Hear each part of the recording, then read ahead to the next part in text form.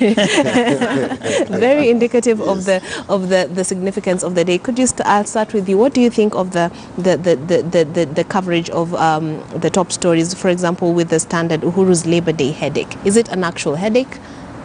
Yes, actually it's a big headache that Uhuru actually is facing because the workers are expecting salary increment. Yes. And Uhuru is expected as Kotu.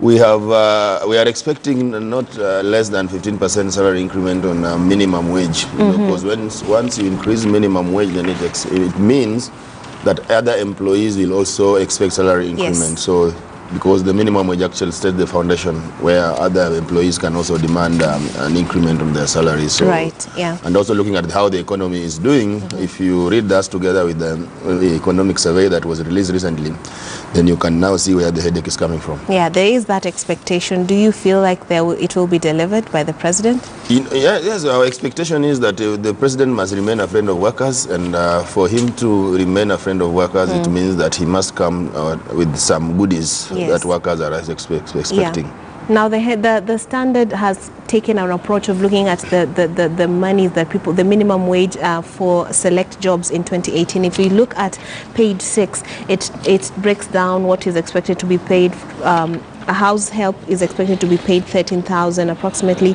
a night watchman, a butchery, a worker, all the way down to a cashier who's expected to be paid 30,627. What do you think about this approach, Mr. Weir?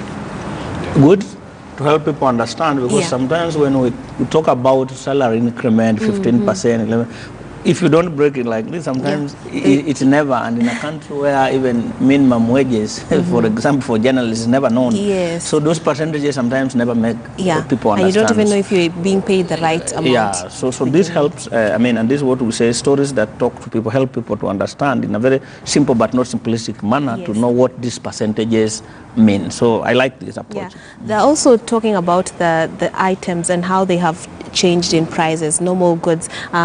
Victor, for example, we have beef going from 369 in 2014 all the way to 439 in 2018.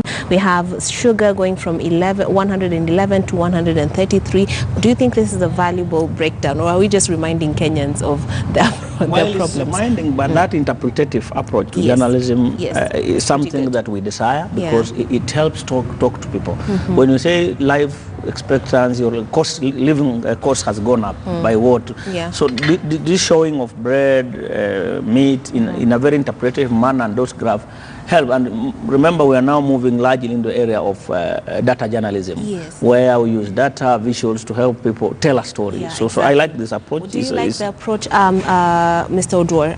Yes, definitely. Actually, the approach is very important for Kenyans to understand, because when we say, for example, that the house help salaries will be going up to 13,572, it means that if you are the employer of that house help, you must get this money from somewhere.